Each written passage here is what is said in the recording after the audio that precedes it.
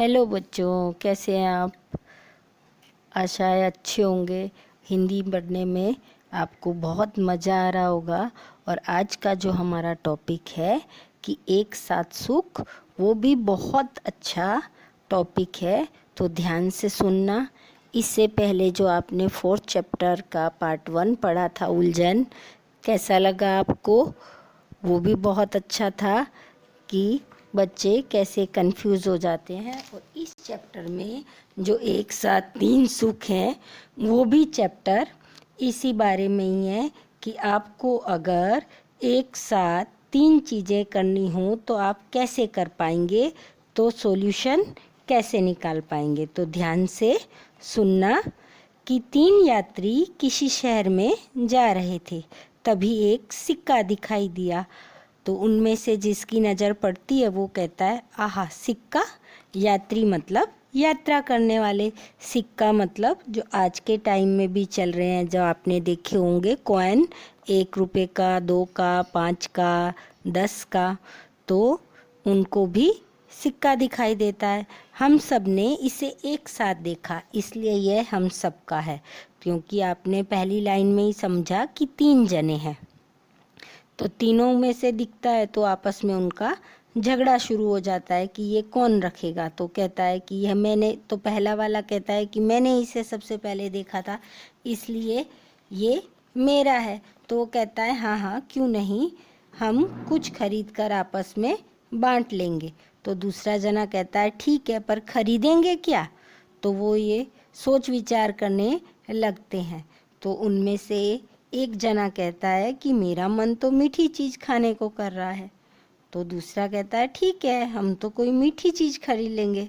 तो फिर तीसरा जना कहता है कि पर मुझे तो प्यास लगी है, मेरे को तो मिठाई की बजाय कुछ ऐसी चीज़ चाहिए जिससे मेरी प्यास बुझे। Turn your page. एक मिठाई बहुत है, मुझे तो कई चाहिए। तीसरा जना कहता है मुझे प्यास लगी है।